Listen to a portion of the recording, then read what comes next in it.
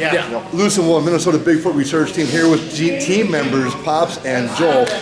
Just got done doing Wrestling Gone Wild. What a fun night for a great cause. In doing so, a lot of people came up and talked with us. It was just a great time all the way around. Team member Joel, he was doing a post-match interviews. Pops and I, we were in the ring pulling raffle tickets. Great time. Good PR, getting the name out there for Bigfoot Research. But in doing so, the gentleman Terry Newman came up to us and relayed his sighting. Which, I mean, you just never know who's going to come out of the woodwork and say, hey, I seen something. And that's why we like to get out. I mean, small town, Hibbing, Minnesota, you just don't know until you get out there. And that's why we like to do these events. With that being said, Terry, can you take us back? What year were we talking about when you had your first sighting? I want to say I graduated '81, so it had to have been because we were living in a Riley's house. And that puts my age probably 16, 17. Oh. And my brother was younger, 2 years younger than me, and Kerry Kep was also a couple years younger than me. Sure.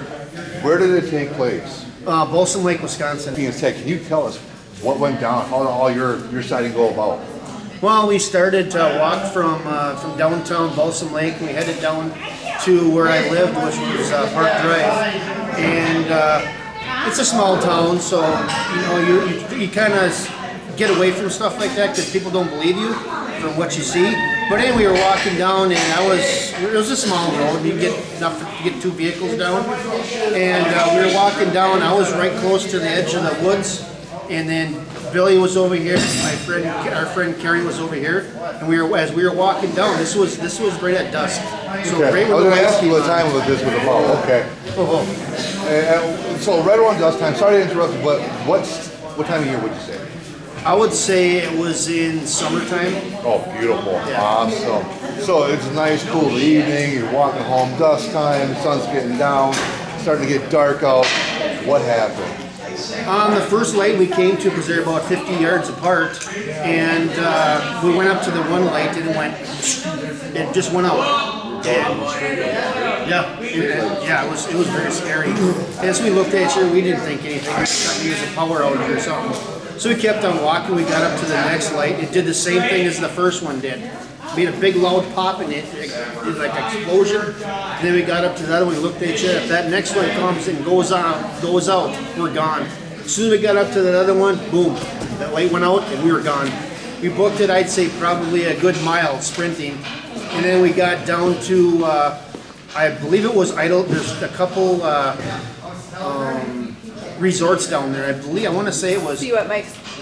I want to say it was Idlewild Drive, because it was down there that we heard this noise that was unbelievable. You'd have to be there to see it. Wow. First off, that's like, wow. For a street light, just out of nowhere. And one might shrug the first one out, like, oh, wow, okay. But to happen another time, hold up, right? Yes.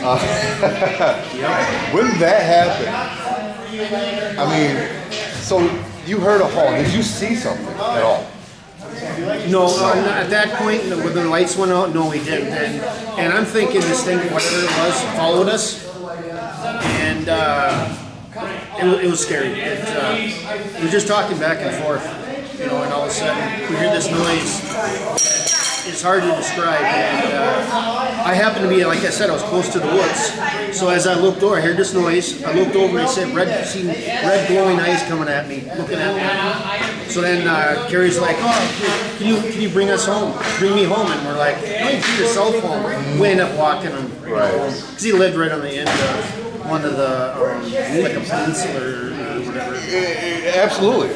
Now, it being many years since this incident, 81, right? 37 years now? Yeah. To the best of your recollection, how would you describe the red glowing eyes? Obviously, as the sun's going down, would you say they were reflective, or were they actually permitting a red glow? They were red glow. Really? Yep. Amazing. How wide apart would you say one eyeball was from the other? Were there Were they pretty wide apart, or were they pretty close, would you say? They're probably, I'd say, about like this. Now, if you could hold that still and just kind of put your face closer so we can kind of give an idea for the people who are watching on Okay. how widely displayed.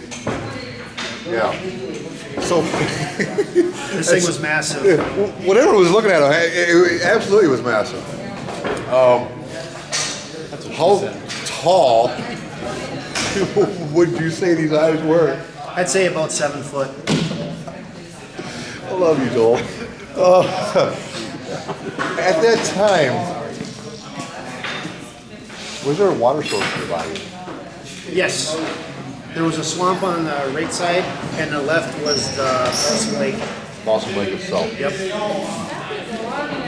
you guys had right in between. Yep. Okay.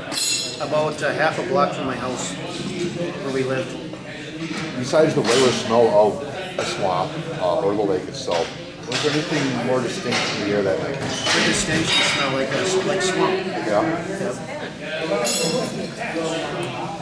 Now, fast forwarding it, was it before or after you heard the call that you seen the eyes? When I first heard the noise, and then I looked over, and I seen the red glowing eyes, I was probably, I would say maybe 15, 20 yards away from where it was. Yeah. So you had a pretty good look at it. I mean, let's go from here to the wall, if not a little closer. Yeah. Wow. Could you describe how thick the trees were? I mean, were they really leafy? Were they really bushy? Was it just inside of the tree line? All the above, pretty much? Pretty much, yeah. 'Cause the way the foundation, everything was set, it was lower down, and actually the hill came up and it kind of leveled it off. Okay. There was a few trees over here, but this thing, what it did is it stood between the two trees and just kind of looked at me. And the thing it was, we felt something weird after we heard that, and just happened to look over, and we were just talking back and forth like I'm talking to you. Sure. When you say felt something weird, can you describe what you felt? I mean, was it something with your body? Was it just feeling weird? What made you look over in that direction? Just like right now, I'm getting the chills, Yeah. and it just made our hair stick up on the back of our necks, and it just, it's something that you don't tell very many people because they look at you like you're an idiot. You know, you're lying, all this and that, but it's like, I wasn't the only one that seen it. All right. You know what? And I can confirm, you guys. I mean, I'm looking at his arms. He's got goosebumps right now on his arm, on his forearm at least. Yeah. So that's the body's natural reaction of somebody reliving something that really shook them. And even till this day, it's pretty amazing. Even though it's been 30-some years, how much detail you are retaining from that incident. Well, that was your only incident, though. Yeah. The one time we seen it. Could you describe the howl? The howl, not howl, but howl. It sounded like this.